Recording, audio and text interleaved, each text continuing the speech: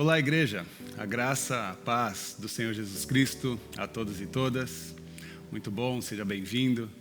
Se você está chegando agora, peço para que você curta e compartilhe e se inscreva no canal.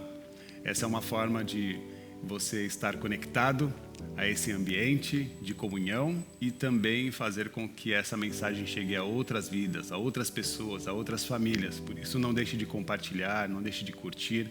Se você tem um pedido de oração, você pode usar os comentários para deixar o nome e o seu pedido, para que nós possamos estar juntos nessa esfera de oração e de comunhão com todos e todas. Por isso, antes de qualquer coisa, já quero convidá-lo a abrir a Bíblia, se possível, o seu aplicativo, ou nos acompanhar nessa leitura. Eu quero ler o livro de Mateus, no capítulo 8, vou ler a partir do verso 23. É um tempo de comunhão e é um tempo de também refletir a respeito da nossa missão aqui no mundo, a missão de Deus que foi consolidada para cada um de nós. Por isso leio Mateus 8, 23, que diz assim: Entrando ele no barco, seus discípulos o seguiram. De repente, uma violenta tempestade abateu-se sobre o mar, de forma que as ondas inundavam o barco. Jesus, porém, dormia. Os discípulos foram acordá-lo, clamando: Senhor, salva-nos, vamos morrer. E ele respondeu: Por que vocês estão com tanto medo, homens de pequena fé? Então, ele se levantou e repreendeu os ventos e o mar, e fez-se completa bonança. Agora, um pouquinho mais adiante, em Mateus, no capítulo 8, nós vamos ler a partir do verso 28 até o 32, que diz assim: Quando ele chegou ao outro lado, a região dos Gadarenos, foram ao seu encontro 2 endemoniados, que vinham dos sepulcros. Eles eram tão violentos que ninguém podia passar por eles ou por aquele caminho. Então, eles gritaram: Que queres conosco, filho de Deus? Vieste aqui para nos atormentar antes do devido tempo? A certa distância deles estava passando uma grande manada de porcos. Os demônios imploravam a Jesus: Se nos expulsa, manda-nos entrar naquela manada de porcos. E ele lhes disse: Vão. Eles saíram e entraram nos porcos, e toda a manada atirou-se precipício abaixo, em direção ao mar, e morreu afogada. Até aí.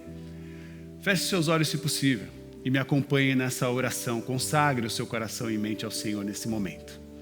Pai querido e amado, nós te louvamos, exaltamos o seu nome. Consagramos as nossas vidas. Consagramos, Senhor, esse lugar onde estamos como um lugar de oração, de reflexão e de santidade, de busca, de aperfeiçoamento. Nós queremos ouvir a sua voz, queremos ouvir a sua mensagem, mas mais do que ouvir, queremos aprendê-la. Aprender, fazer com que essa mensagem seja impactante em nossas vidas, para que nós possamos usá-la no nosso cotidiano e no meio das nossas relações. Nós te pedimos, Pai, ajuda-nos, orienta-nos, capacita-nos, tanto no ouvir quanto no falar. Esse é o nosso pedido, com agradecimento, em nome do Senhor Jesus. Amém, amém. Jesus, 100% humano, Jesus, 100% Deus. Nessa história, nós temos essas duas características muito latentes, muito fortes, expressas na caminhada, nos movimentos de Jesus. Jesus, provavelmente nesse momento histórico, no primeiro texto que lemos, ele estava cansado, sobrecarregado por conta da viagem, por conta, provavelmente, daquela peregrinação que ele vinha fazendo. Jesus estava provavelmente rouco, cansado e com sono. Rouco porque ele estava pregando para uma grande multidão. Ele estava ensinando para muitas pessoas. O seu discurso era forte e precisava atingir corações. E não eram poucas pessoas, eram muitas pessoas. não tinha internet, não tinha microfones, era a sua voz. Provavelmente a sua voz estava cansada de tanto falar, de tanto pregar, de tanto ensinar as pessoas. Provavelmente ele também estava cansado, porque era uma peregrinação, era uma caminhada muito longa, muito distante, onde Jesus visitava diversas cidades, diversas províncias. Era uma caminhada longa, distante, e que dentro desse movimento ele estava em constante atividade. E nem sempre nós damos conta de que Jesus é Deus. Que dirá dar conta que Jesus é humano?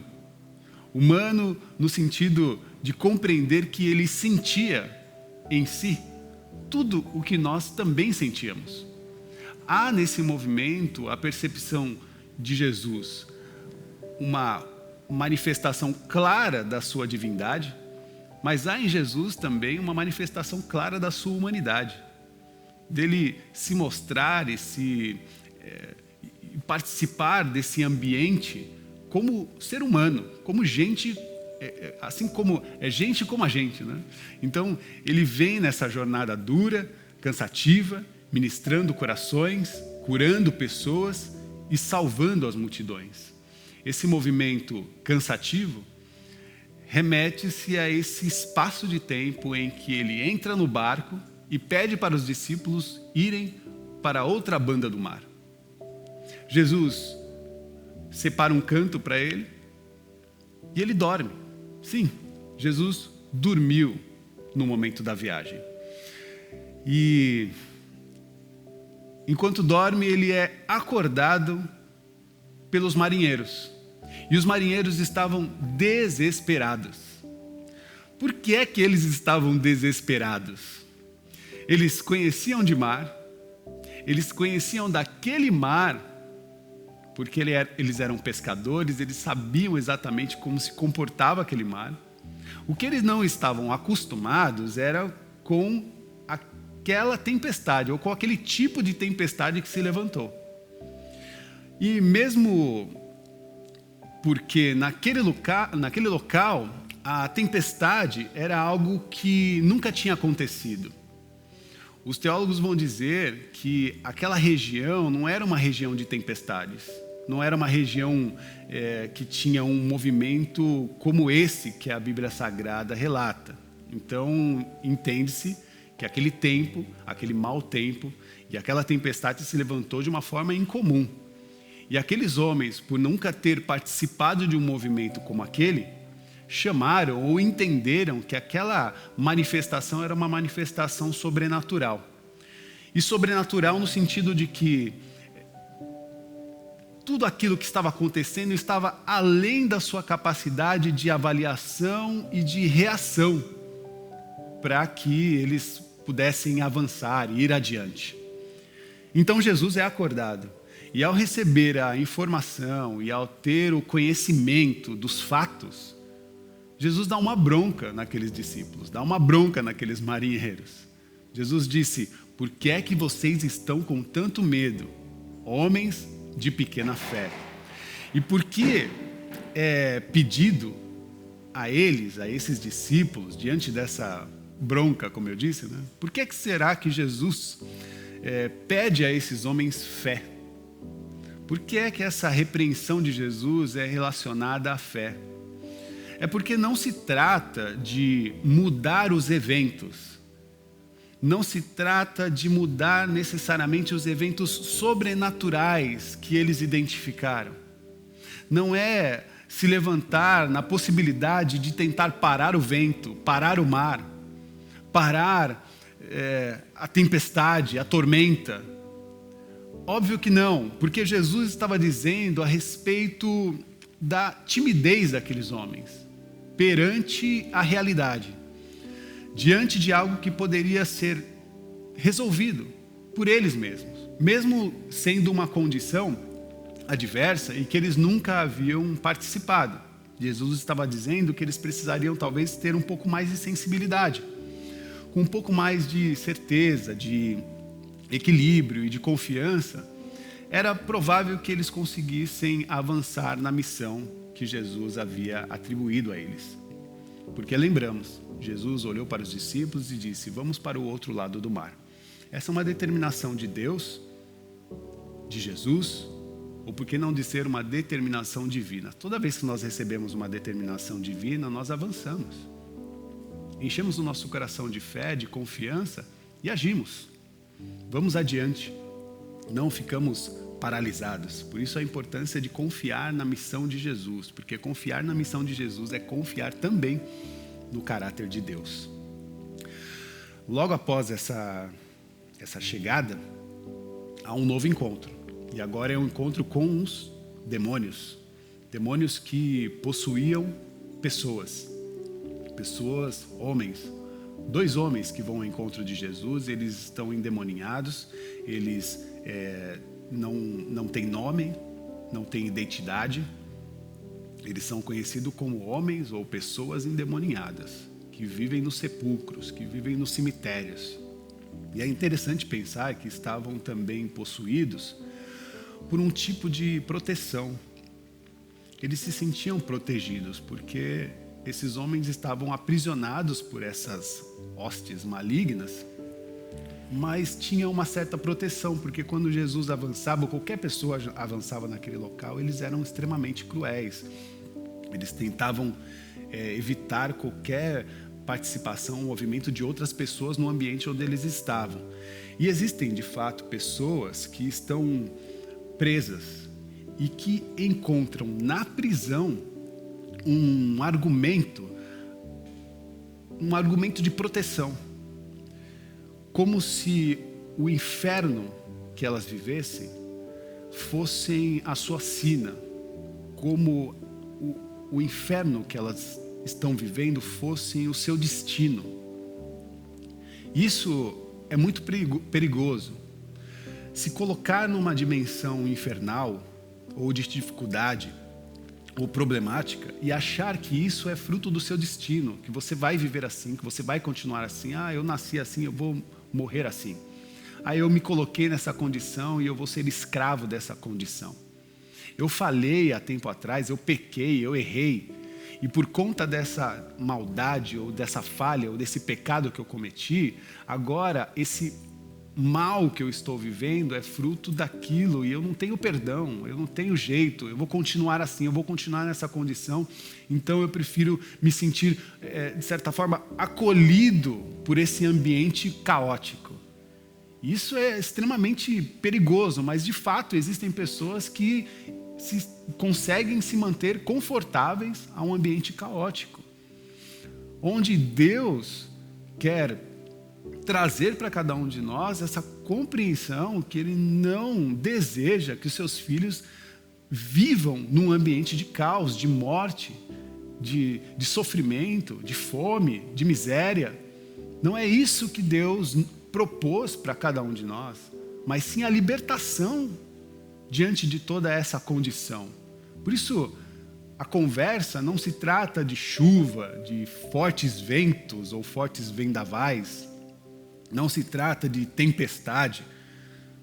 Nos resta saber que será importante responder quais são as forças que nos impedem fazer o bem.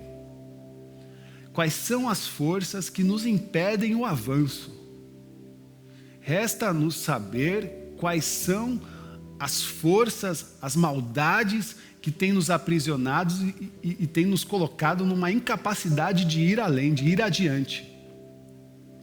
Em meio a tanta maldade, de onde vem o bem? Diante a tanta adversidade, de onde vem o bem? Essa é a pergunta. Seja no barco, ou seja num ambiente em que o mal está prevalecendo. A pergunta é: de onde vem o bem? Porque no barco os discípulos desesperados se viram numa condição de medo e correram para Jesus para pedir socorro. Após essa viagem, Jesus se encontra com pessoas que estavam escravizadas pelo mal. E naquele lugar havia uma dimensão. ou o mal parte em retirada e liberta as pessoas que estavam com a sua identidade roubada, ou eles permanecem desenvolvendo um ambiente para que aquelas pessoas se mantessem aprisionadas. E não é o que acontece. Quando Jesus chega naquele local, sem falar nada, a sua presença faz com que aqueles demônios falem com Jesus, dizendo: você veio aqui atrapalhar a nossa dinâmica? Você veio aqui para atrapalhar as nossas estratégias, os nossos movimentos? O que você quer aqui? E Jesus, na história, não responde, ele só se mantém presente. E aqueles demônios olham para o lado, provavelmente, e vê uma manada de porcos, e diz para Jesus novamente: se for para nos tirar desse local, nos mande para aquela manada de porcos. E pela primeira vez Jesus responde àqueles demônios. Isso mostra para nós que Jesus não tem conversa com o demônio, né? Tem muita gente que gosta de conversar com o demônio, de bater papo com o demônio, né? Mas Jesus não conversa com o demônio. A única palavra que ele diz aqui, ele diz: vão. E assim acontece, eles vão. Eles entram naquela manada de animais e eles se precipitam e morrem. Porque onde os passos de Jesus avançam, a morte retrocede. A morte não tem espaço. A maldade, o sofrimento, não tem mais ambiente. Onde Jesus está, não há ambiente para a maldade. Onde Jesus está, não há ambiente para a tragédia. Onde Jesus está, não há ambiente para a fome, para a miséria, para a dor, para o sofrimento. Onde Jesus está, há a possibilidade da paz, do amor, da cura, da transformação, dos ensinamentos para a vida, para o amadurecimento. A transformação de Jesus nos leva a compreender que Deus está nos protegendo. Deus está protegendo homens e mulheres, seres que possam se achegar a Ele e compreender que se há diante de nós um Salvador. Nós temos um Salvador. Nós temos um Deus presente, um Deus que está nos protegendo e que quer que nós nos acheguemos a Ele. Ele vem. Ele está aqui no meio de nós e vem em favor da vida, vem em favor da cura, vem em favor das transformações aos nossos corações e aos nossos pares, as pessoas que estão no nosso ambiente.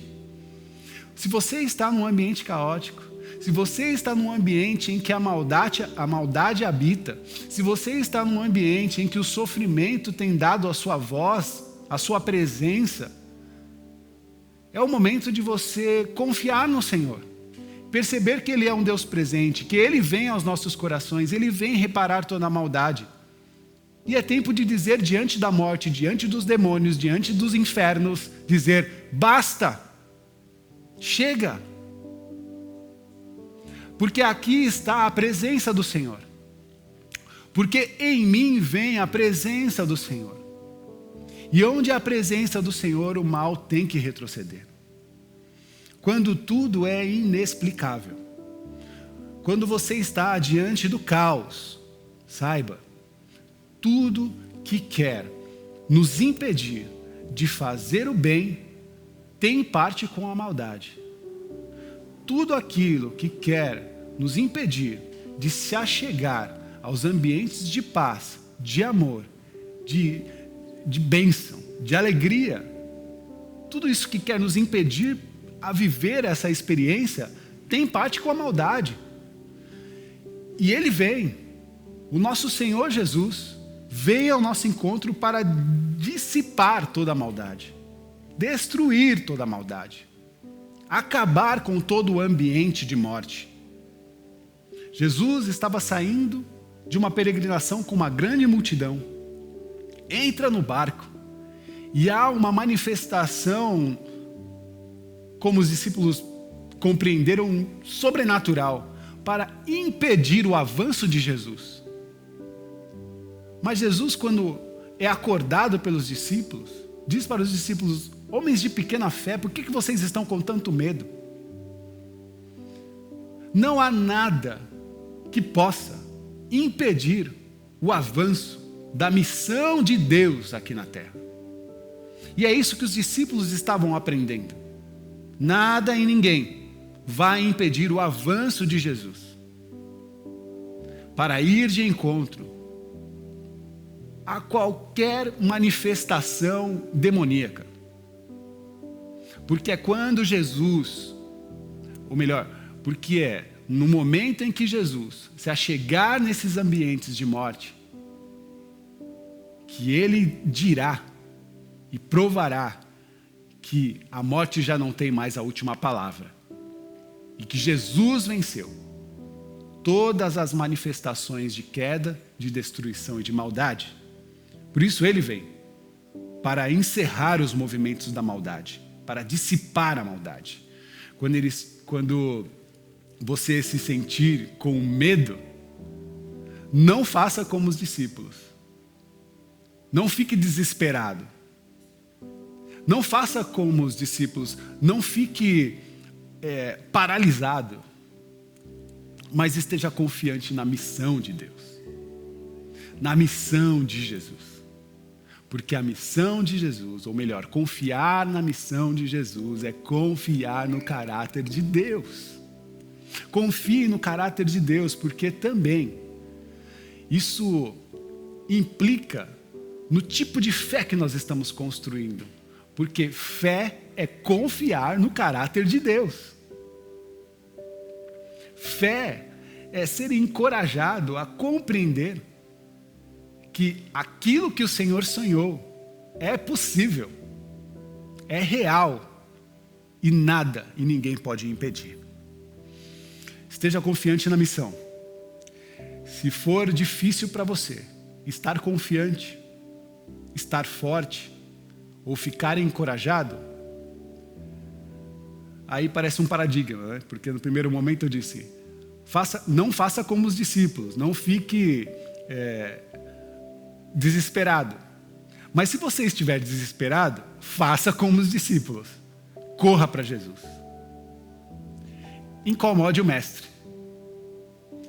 Seja de qual forma for, vá diante de Jesus e leve as suas queixas. Leve diante do Senhor as suas fraquezas. Leve diante do Senhor as suas dores. Porque Ele tem uma resposta. Ainda que seja uma resposta dura dizendo, ah, mulher, ah, meu jovem, ah, meu Senhor, por que tão pequena fé? Mas Ele vai te mostrar o caminho.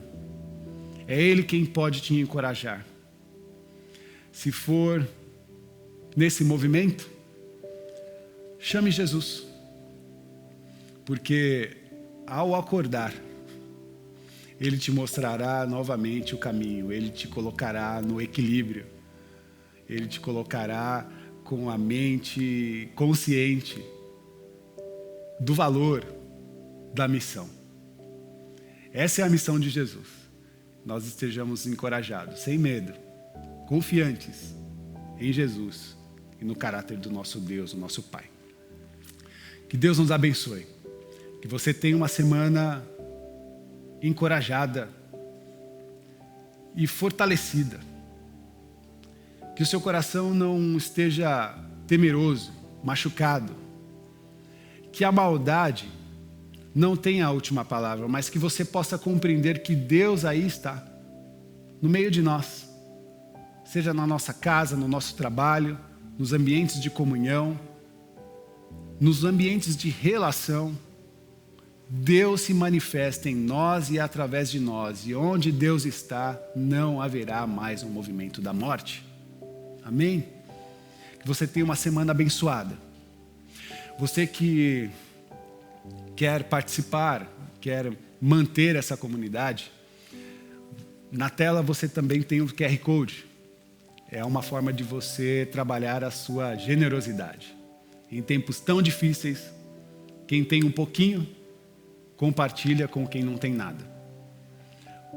Com o Pix, com o QR Code, você tem o caminho para fazer as suas contribuições e manter a comunidade viva, aberta e possível. E acredito e oro que nós estamos bem perto de nos reunir. Muitas pessoas estão sendo vacinadas, não é da forma que nós esperávamos, ainda há um pouco mais de 20% da população vacinada, há muito caminho a ser seguido. Mas enquanto nós não nos encontramos presencialmente, essa é uma plataforma importante, essa casa é importante para que todo esse movimento aconteça e que essa conexão que nós estamos tendo seja possível. Por isso, seja generoso, faça a sua contribuição com as suas ofertas, dízimos. Se você também tem outros elementos ali no seu guarda-roupa, como roupas, agasalhos, meias, alimentos também são importantes, porque nós queremos ser uma casa de acolhimento para as pessoas que estão desfavorecidas. Por isso, o seu movimento de amor, de generosidade é muito importante. Participe dessa rede solidária. Mantenha essa casa viva, para que nós possamos fazer com que a nossa comunhão também se mantenha viva através desse contato. Que Deus nos abençoe.